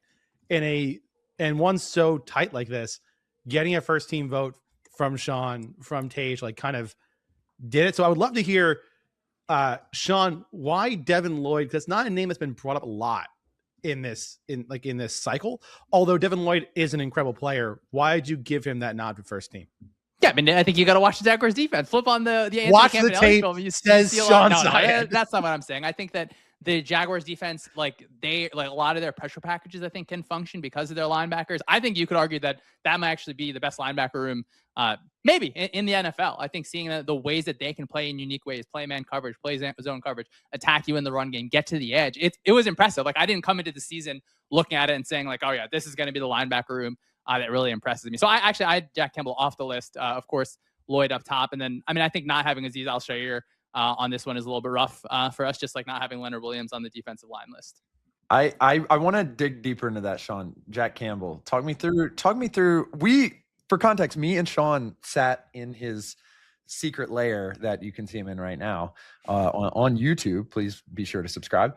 And watched the Lions linebackers go up against, Loveland and a bunch of those Bears teams. So walk me through your love or hate of Jack Campbell. I think it's neither. It's not a hate by any means. I think that of the 4 spots, right, we're deciding 4 spots amongst all 70 plus linebackers in the league, and to me, Campbell didn't reach that same level. Where then I think the natural question is, okay, smart guy, who do you replace him with? To me, Azeez Al-Shaair, where like one, like he plays on the field in a way that is maybe unsafe to himself and others, but the way that the Texans play defense, like the way that they have to funnel things, or they end up funneling things inside because their cornerbacks are so good, their defensive line is so good, their safeties are so good. So much has to go on Al-Shaair's plate because like that's where you're going to target. That's the only place that you can kind of throw to. So just to watch what he does on a game-to-game basis, what is asked of him, I think versus Campbell, who I feel positive about Jack Campbell, like the way that he's grown at that spot. Absolutely, like a rock solid linebacker. I just think Al-Shaair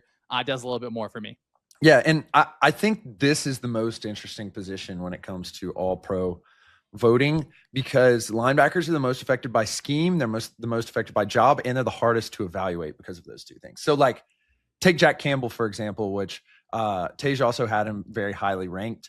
He was number 1 in our SumerScore. He was number 1 in stop rate, number 9 in yards per coverage snap. Like, there was a lot of good going on. And I, for one, as a former linebacker, prefer to have these types of linebackers who can kind of do it all because I think that unlocks a lot and allows you to play with lighter boxes. And so that's why I went on my second team with Demario Davis, who was 6th in SumerScore, 6th in yards allowed per coverage snap, and 12th in stop rate. Like, when you have a top 15 guy across the board, that's a great sign. And Carson Swessinger also did this to a certain degree. But interesting one I pulled up because I was thinking deeply about the Falcons linebackers because Caden Ellis is used a lot as a pass rusher, and he's also like pretty good in coverage, but he's more of like a one or the other type guy. And then you have Divine Diablo on the other side, who Tej voted for. So what are your thoughts on Divine Diablo, Tej?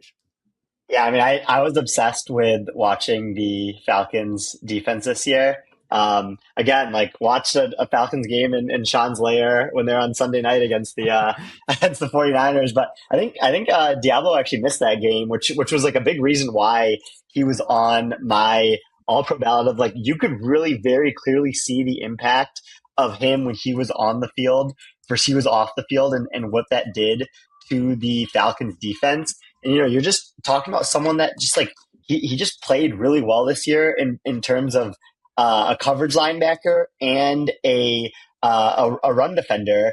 And you had this very unique Falcons defense that was sending a lot of creative pressures, and that left him on an island a lot of times in coverage. And he was often able to erase the pass catcher that he had to go up against when left on an island. Moving on to the cornerback position, which it's interesting that, Sam, you just said linebacker is so hard to evaluate. I think cornerback is differently hard to evaluate because it just comes down to what you're prioritizing. What are you looking for? Are you looking for flashy plays that are you looking for turnovers? Are you looking for big impact like that? Are you looking for consistent production? Do you want someone who is not targeted ever, ideally, because they've got their guy locked down so much that the quarterback looks in a different direction? I think that there are so many different ways that you could come up with who you think the best cornerback in the league is. Tej, I'd be interested in knowing, assuming that you look at stats first, and then obviously you want your eyes to match that. What are the stats that you think tell the story of which cornerbacks are playing best? Yeah, so I have a stat that's my go-to for cornerbacks, and it's called yards allowed per coverage snap. So we talk about yards per route run for receivers all the time. This is just the reverse of that. And I think what yards allowed per coverage snap, which is just the total amount of yards that you've let up against your primary receiver divided by the amount of actual coverage snaps you played on the season. I think what the stat does that is so helpful is it combines how often you're targeted and when you are targeted, what's actually happening on those targets into one holistic measurement for these corners. And so this is a stat that is relatively sticky year to year, especially for coverage, which is usually not that sticky. But it's also a stat that is just like important in telling the story of a defense over the year. We talk about defense being a weak link system all the time. And when Sean and I have done our game previews for our newsletter this year, like oftentimes we're able to point to the defender that has the worst yards allowed per coverage snap. That's a starter. And we can kind of like microscope in on them. Okay, Kyle Shanahan is probably going to attack Nick Emenwari in coverage this week because he has the worst yards allowed per coverage snap on the team. So that's why it's my go-to stat. Who did that point you in the direction of? Who were the leaders in that category? So my favorite corner in the league, Jack Jones, not the Sumer employee. There's a different one out there. He ended up being first in yards allowed per coverage snap this year.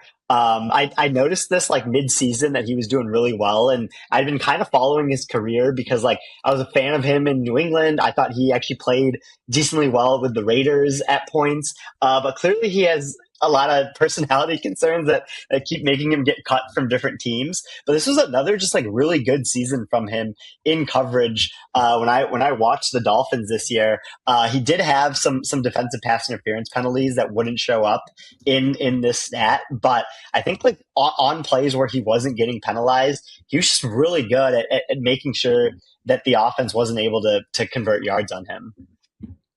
Well, he did not end up making our final roster here. The cornerbacks that we did go with are Quinyon Mitchell and Mike Jackson from Carolina, who was incredible against the Rams. And then on our second team, we have Patrick Surtain and Derek Stingley Jr. And Sean, with all of the things that Tej just said about how he kind of discerns who the best cornerback is, I'm interested in getting your thoughts from what I assume will be a differing perspective.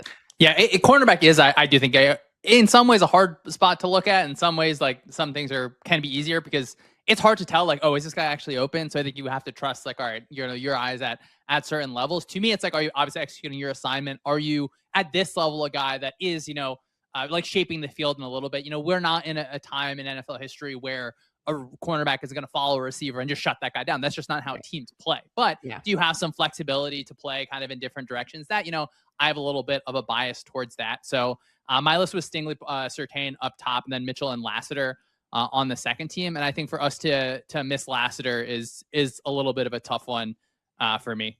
Yeah, I want to jump in on Lassiter because I put number one, SumerScore picked him up as a very good player, but he wasn't the best in some of the analytics. And I tried to dive deeper into why SumerScore liked him so much. And it was very unique. Number one, excellent ball skills. And number two, and this was mentioned on the broadcast. So talking about, the AI meeting the eye, Chris Collinsworth highlighted this on the, Buck and Aikman highlighted this on the telecast with the Texans and the Steelers, where his stop rate this year in the running game is 3 percentage points higher than every other cornerback. And so basically what Aikman was saying and what Buck was following up with was that he is functionally considered to be in some of these run fits as an outside corner, which is incredibly hard to do. And so I had Lassiter on my second team. I kind of like moved some people around, but I definitely thought he should have been an all-pro grader this season.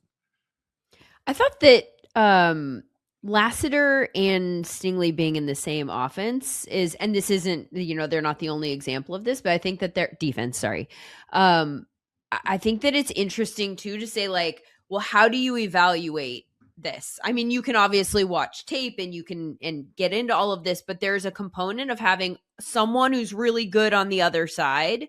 Do you think that there's anything in the numbers or in the way that teams approach a defense that has two cornerbacks that we can look for moving forward that says they think that guy's better than that guy? Is it targets? Is it if they target the other guy more frequently, then they're sort of telling you what they think of their evaluation? What should we be looking for in those types of situations to unknot a tie where, some stats point you in the direction of one guy and some point you in the direction of another? Yeah, I think this is kind of the story of Mike Jackson this year, where you have J.C. Horn, the newly minted highest paid cornerback in the league, and J.C. Horn had an excellent year. Not a lot of people targeted him. And so Mike Jackson had this weird thing where last year he had a blue chip Sumer score, and he also had a blue chip Sumer score this year. So this indicates that maybe you should be spreading it out a little bit. But he was the 10th most targeted player over the threshold of 200-300 snaps. And somehow he was able to turn that into the 10th least expected points added per coverage snap, which is a little different than the yards per coverage snap, in which it is going to account for interceptions, which is a little bit more descriptive, but doesn't necessarily have as much predictive value. But when you are the 10th most targeted player in the league playing across from J.C. Horn, and you are able to make big plays, but you're also, Sumer score is a rate stat, able to maintain a high grade over those or high score over those snaps, that indicates to me that you probably are an actually good player, even though you're technically the weak link. And I think that can tell a lot of stories about why the Panthers were able to kind of, make it through to the playoffs, despite, having some major holes all across the field on both offense and defense. Well, in that scenario, you might be the number 2 to a degree, but I think what we're essentially saying is that there is no weak link, which is the ideal situation for a defense. If you have 2 edge rushers, it's hard to block both of them. If you have 2 lockdown corners, then good luck, But I do wonder if the sheer number of targets doesn't just tell you. It's a weird situation because you want to reward the player for, let's say you got a ton of volume and you just crushed it, you knocked it out of the park. But then also you don't want to look away from the fact that the other guy who didn't have an opportunity to put up, make splashy plays because he wasn't getting thrown at, he's the reason that you had that opportunity because he's so freaking good. But this is a weird one where I just struggle with how to evaluate that. Sean, I'm curious about, from a tape standpoint, do you think it is more clear which one's a 1 and which one's a 2 than it is in the stats? Yeah, and there's a little bit of, are you playing the field side, the wider side, or the boundary? So teams are going to kind of handle that differently. I personally, for cornerbacks, I look a little bit less at the kind of hard stats. I think it has to be literally how is this person executing their job? How is this person covering? And when you see situations where if you say, okay, Horn had a really good year, now they're throwing at Jackson, he's able to be productive. To me, I didn't have Jackson on the list. I was surprised that he got that high here, had a good season, happy for him. As you mentioned, made really nice plays in the playoffs. But then when you look at, if you take that same logic towards Houston, where it's okay, Stingley is one of the best cornerbacks in the league, right? He has to be a first team all pro guy in my mind. So if you're saying that is that player, and then whoever is on the opposite side, yes, then they're in your world if you want to just be in the production world, or this guy's getting targeted a ton, but he's also just locking guys down. When the ball is thrown downfield in the air, there's just never a doubt in my mind that the Texans are either going to come away with the ball or the ball's going to end on the ground. That's a really, really special trait of this defense. So I think I was a little surprised that Lasher didn't up there. And then, yeah, just overall for cornerbacks, I think for me, I'm not mad at someone for being the person has a bunch of interceptions, they should get a lot of credit for it. Fine. But I think sometimes I don't know. I just like it. I like to look at the guys that are kind of dominant in their coverage responsibility. Yeah. And with the interceptions too, what division do you play in? Are you playing in a division with a bunch of, quarterbacks who throw interceptions? It just feels like that could also be misleading, though. I guess I understand if somebody was running away with it, but it didn't feel like there was anybody that just had a dominant number of interceptions like that. If it was a Myles Garrett type situation where you're setting a record, okay, fine. There goes the nod there. I also think it's worth noting in our Sumer scores, there were 15 guys who had 8s, and that was the highest score for a quarterback. There's no 9s, there's no 10s, there's a ton of 8s. And by the way, looking at their game by game, even the guy who ended up, splitting hairs at the top had 4 games of 4s and 2 games of 5s. But he's not anomalous in this sense. It's the guys who even scored the best at cornerback are just all over the map from a scoring standpoint every week. So I felt like this was the hardest one for us to use our metrics, because there wasn't a clear story. Like sometimes there's a clear, this guy dominated. And in this particular case, I feel like we struggled with a way to say this guy's clearly better than this guy. Yeah. And I think it's tough because, JC Horn missed some time. Not Derek Stingley, Patrick Surtain missed some time. So some of those guys who definitely could have gotten up there just like they missed games. Yeah. And so it was definitely a weird year from the cornerback position, but at the same time, you highlight the two teams at the top of the defensive rankings here. You got the Broncos and you got the Texans, and they both have excellent edge rushers, two of them, and they have pretty effective cornerbacks, two of them. So it's really a recipe for success to see why those two defenses in particular have been so historically successful in the last 2 years because of their ability to maintain that personnel. Stopsky, what do you think? So when it comes to corners for me, I have a hard time looking at stats for corners because a lot of the corners' biggest plays don't show up in stats, right? Like if you get a DPI, there's no stat for that, right? You might have left 40 yards in that play, but that's a no play, right? So I rely way more on charting and scoring. And that's where I rely more heavily on SumerScore and cover SumerScore, zone cover SumerScore, man cover SumerScore. And that's what brought me right to Mike Jackson, where he was the top of most of those. So, corner, and I think, and this is a whole issue for secondary in general, the further away you are from the ball, the harder it is to have stats that are A, are sticky, or B, that matter. And especially with DPI really being a big part of the game, you kind of need charting and scoring to matter. So I rely very heavily on the SumerScore for this. All right, let's go to slot cornerback, where all of us voted for Cooper DeJean except for one of us, and that was Tej. And you voted for, I don't want to make your point a case against Cooper DeJean, but a case for the person that you voted for. Who was it and why? Yeah, I ended up voting Tarheeb Still on the Chargers. And to me, it was tough choosing. I put Devin Witherspoon second, and it was tough choosing between him and Cooper DeJean. But the reason why I put Still on there was, again, he was good in coverage this year among slot corners. And I thought that the Chargers defensive backs were the identity of their team this year. And he was the kind of the leader, the best coverage defender that they had there. And it was just really important, I think, for him to play that slot role in the Jesse Minter defense, where the pass rush wasn't great. The secondary talent wasn't great, but they're able to make it work in a large part because of what he was able to do in terms of a coverage defender and being able to stop the run when needed as well. The rest of us voted for Cooper DeJean. Sean, I'm going to have you tell us what he does that impacts the Eagles positively. Yeah, but DeJean allows Vic Fangio to play defense in the style that he wants to, where you're going to play a ton of nickel, and then even when you go to base, you go with just 4 defensive backs on the field. Now DeJean is being bumped to the outside. We actually saw it towards the start of the second half against the 49ers, where Fangio actually wanted to get to a little bit of base personnel, I think, to make sure that DeJean could be on the outside. That being said, the slot corner position to me is a really fun position. I think that I had initially, I think on my ballot, Witherspoon first, and then actually Jalen Petrie second. I think Petrie not getting kind of any love here also bothers me a little bit. It's tough that we only have 2 spots there, but yeah, DeJean does so much for this Eagles defense. You saw it, he can carry Ladd McConkey down the entire field and then make a tackle in the backfield. So he has really, really grown into a really quality piece, where now the discussion in Philly is, all right, well, you have a little bit of hole at that cornerback 2 spot. Do you want to move him outside? But he has so much value on the inside.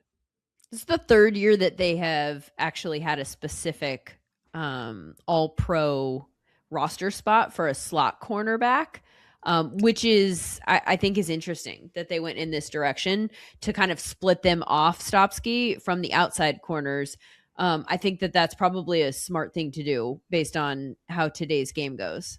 I love it. I just don't like how they split it. So I had Kyle Hamilton as my second team slot, because Kyle Hamilton played most of his snaps in the slot or in the box, and he's a safety, according to the AP. He had as many snaps on the defensive line as he did safety depth this year. That is not a safety. That's just based on where we're putting him, not a safety. And I do love that we're like separating these spots, because outside corner, safety, and slot are three very different positions and what they're asked to do. But like, we should be breaking up by how, like, we have positional data now. We know where people line up. We can use it. We're allowed to use it. We don't have to rely on the teams to be like, oh, he's our slot, and then he plays free safety for 600 snaps. Like, that needs to be changed because it's just not correct. Do you have anything else to say about the AP Stopski while you're trying to sabotage? Yes, give me a vote. Well, Lindsay, if I remember correctly too, like the names that were available, the nominations were a little weird. Like, if I'm not mistaken, the Chargers had both Still and Derwin James at the slot corner. There was no Spoon, but there was Nick Emenwari. Spoon wasn't eligible for the slot? Saints. I do not believe he was on the list. Correct, Lindsay? Wait, what's the name that we're asking about right now? Devin Witherspoon. I think he's like an all-pro corner. Yeah, I think he's like I think he received like a massive amount of votes in the actual voting for corner, if I'm not mistaken. So it's like kind of a weird distribution of stuff going on. Yeah. I mean, it makes it hard for people like us that are trying to, play along and try and match the roster or not, because you just don't know where they're slotting. But everybody who's voting is getting like, these are the positions that we want you to consider these people for, so that none of the votes get thrown away. Let's move to safety. And Sam, I'm going to come to you first, because we had a safety that ended up making our first team from Denver, Talanoa Hufanga, who you have talked about a lot this season. He has popped in our SumerScore metric all season long, to the point where you were making an argument for a large part of the season for him for the Defensive Player of the Year award. You were also on to him prior to him being signed by the Broncos as a guy that would be a really good free agency signing. That certainly panned out for Denver. What does he do that's so special? I think the biggest thing that Talanoa Hufanga does for the Denver Broncos is participate in all three phases of defensive play. This is an excellent run defender. This guy is very good in the coverage stats that Tej mentioned, coverage per coverage snap stats. He performed very well, and he rushes the passer. And Vance Joseph has taken Talanoa Hufanga and added him to a defense that already had all pros stacked up all across the defense, and used him to not only unlock those guys, but add an element of chaos, an element of simulated pressure, not having to bring a ton of guys as a result, because you never know where he's coming from. And so his ability to impact all three of those phases of defensive play really sets him apart from everyone else, at least this year. Our other first team safety is Xavier McKinney, who was on Stopski's ballot, among others. Why'd you vote for him? Because I miss him in New York deeply. No, he had 8 SumerScore, and then like kind of across the board, like just scored out really well. He had a coverage score. He got a 10 run defense score. Like, he's just an overall very good safety that I very much miss in New York every day. Okay, so that's our first team safety, our first team safeties, plural. As for the second team, less consensus. We do have Kyle Hamilton in here. And then we have we have outside of slot cornerback Kyle Hamilton being our second team All-Pro safety, we have a tie for. Should we also change that? I mean, if he's we change the first team is what we should do. get out of here. Jalen Hawkins, Derwin James, Cameron Curl, all tied for the last spot on the All-Pro team. Our last safety spot. Kalen Bullock was also very close, had 2 votes, unfortunately not enough to get to the 3-point mark, but we're all pretty close here. Lindsay, you were the one that had Cameron Curl as your first team safety. But also, first of all, Derwin James is a slot corner on the ballot. I could support the Bullock contingent. I could for argument's sake remove first team All Pro. Should be first team All Pro safety Derwin James. Yes, candidly, he plays in the box and in the slot all the time, but I think I'll throw my weight behind Bullock. Wait, whoa. Walk us through Derwin James, though, because we've talked all year about how these Minter McDonald defenses are centered around these big guys: Kyle Hamilton, Derwin James, Nick Emenwari. Talk us about the godfather of this. Talk to us about Derwin James. Yeah, kind of the original in some ways. Yeah, I think that I was surprised because it felt like at points last season where it's like, I don't know, is he like overthinking, or like there was just times where I think it took a little while for Minter and James really figure out this is going to be your role. Like this is how we're really going to use you. And I think have that role a little bit streamlined has been a really positive force for him, where he still wants to hit you. I think he's comfortable in space. I think he still moves quite well. So I enjoyed watching him at different points this season, and I'm certainly in love with the Chargers defense overall. I have a problem just conceptually that like what's happening with a lot of the Rams players too is that like they're ending up in these clumps, and then we're picking like flashy guys in I don't ways think that that's we what didn't I'm doing. do. I don't think that's what I'm doing. No, I'm not saying that.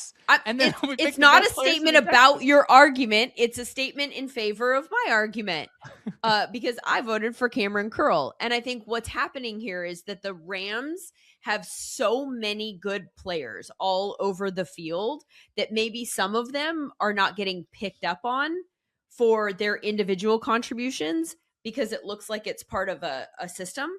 Whereas I do think it's interesting just conversationally that like from a Texans standpoint, we're noticing all of the individual pieces there. Why do you think it is that we're not noticing the Rams players in the same way? Which, by the way, our SumerScore did notice Cameron Curl all season long is by far and away the second highest scoring player in our SumerScore metric after Hufanga.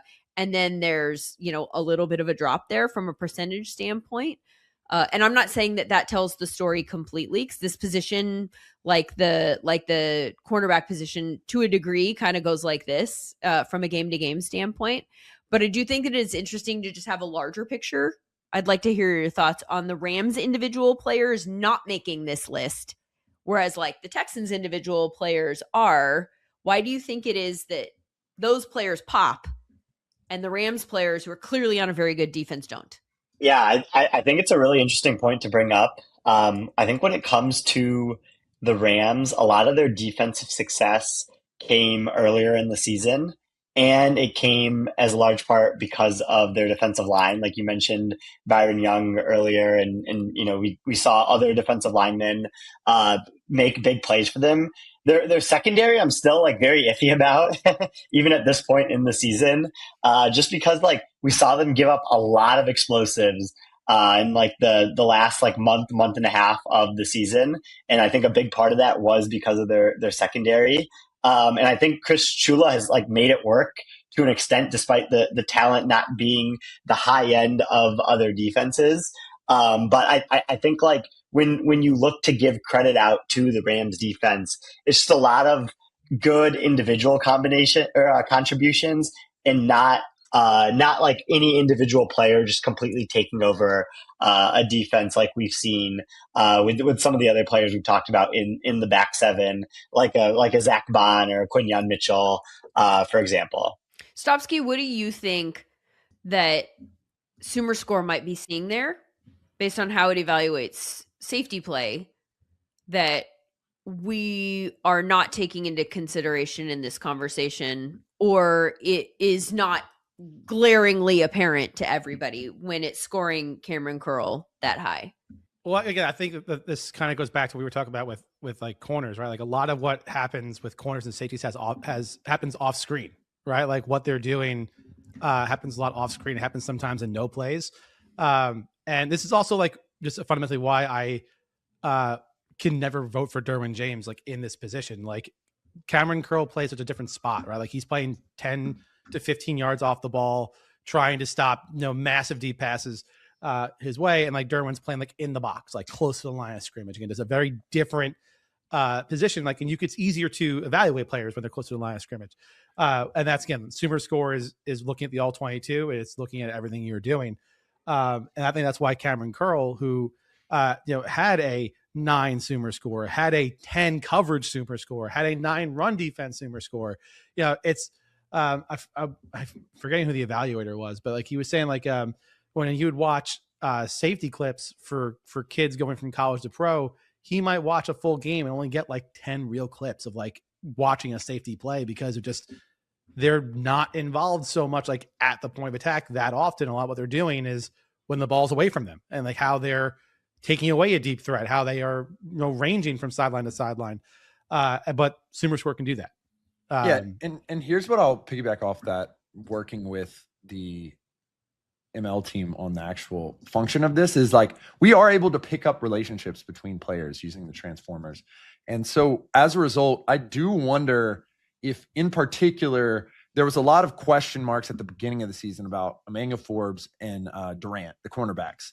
And in recent weeks, particularly against the Panthers in the wild card round, like we did see Tedorow McMillan be able to, and Jalen Coker be able to take advantage of the cornerbacks. And so I do wonder if some of the strength of that secondary is centralized in Cameron Curl at the secondary position. And just as the season has gone on, teams have kind of been able to evaluate and target the weaknesses of a defense in a way that they couldn't necessarily do, especially given that it is a unique defense that likes to run dime. They like to put 3 safeties out there with Kinchins and McCullough, and they like to do some weirder things that offense just haven't evolved to keep the ball away from Cameron Curl to a certain degree. So we are still stuck in a tie, but I think I'm going to change my vote. Although I do like Jalen Hawkins. I think he had a really good year. Again, and I can't vote for Derwin James. I just cannot, like he is not a safety. So I'm gonna switch my vote to Cameron Curl and give Cameron Curl the last spot on this team. We've done it. We've made an all-pro team. We made an all-pro team and got Sean just the most. He's so mad. He's Sean is never gonna do this. Thought it was poor results. Sometimes you play a game and it doesn't go the way that you want it. Yeah, good process, bad results. Yeah, good process is up there as well. Do we think anyone plays defense for the Seahawks, guys? Do we?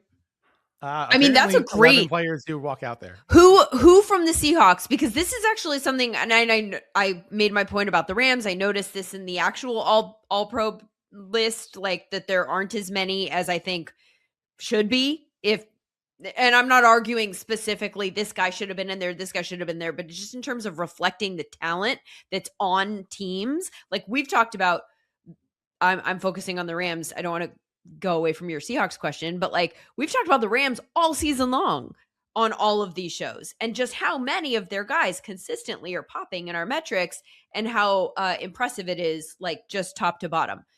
But your point is really valid about the Seahawks. Like, who would you give it to on that defense? Who do you want to be acknowledged in Leonard Williams and Witherspoon for sure. I think at the very least, Williams has to find his way onto that defensive line list. Like I think that the reason why if we look at the Rams, like why did they not get recognition where the Texans did? To me, it's because the Texans players are individually better than the Rams ones, and I feel kind of similar about the Seahawks, where it's like okay, you can talk about like the overall like unit strength for the Rams. To me, it can sometimes maybe feel like some of its parts, where as Tej mentioned, you struggle a little bit at different points in the season. You can absolutely attack that secondary on the outside, but like these individual Seahawks players are absurd. I think that I like the Texans defense a little bit more just at a player level, but like Mike McDonald is super creative, but sometimes he doesn't have to be because he just has absolute destroyers at all these spots, including Leonard Williams.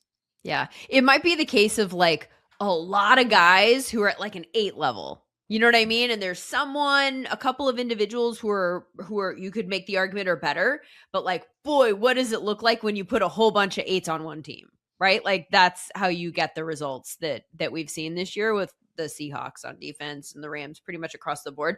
But just even looking at like the Rams line, Jared Verse and Young and Poona Ford and Kobe Turner, and like those names are all bonkers crazy that they're all in one place. But I think largely because they're all in one place, not one of them just like pops on a game-to-game basis. They sort of take turns and the production gets spread out. And so we don't end up talking about them as being some of the best in the league. But maybe to your point, Sean, they're not the best in the league. They're just so good that put together collectively, they're a very good unit.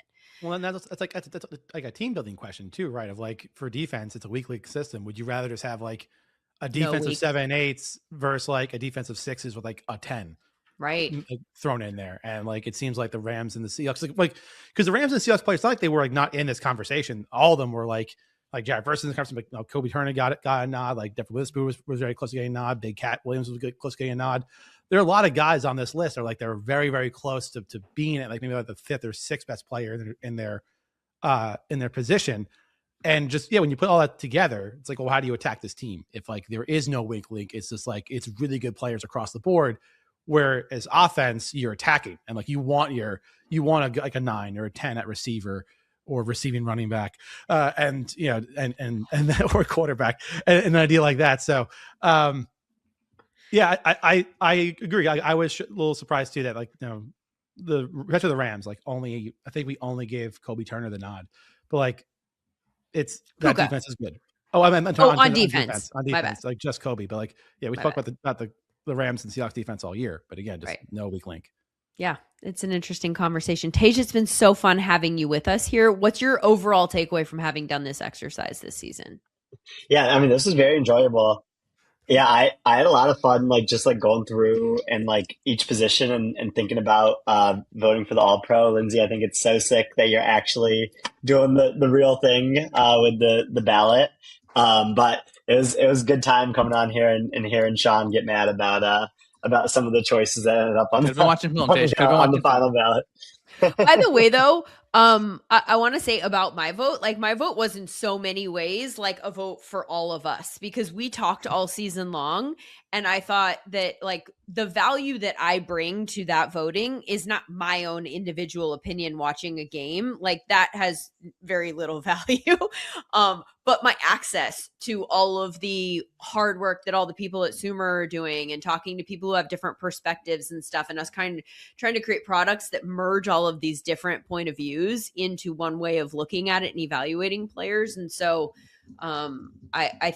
I tried to make my vote sort of reflect all of our different conversations that we've had all season long. So thank you very much for molding my opinions in many ways.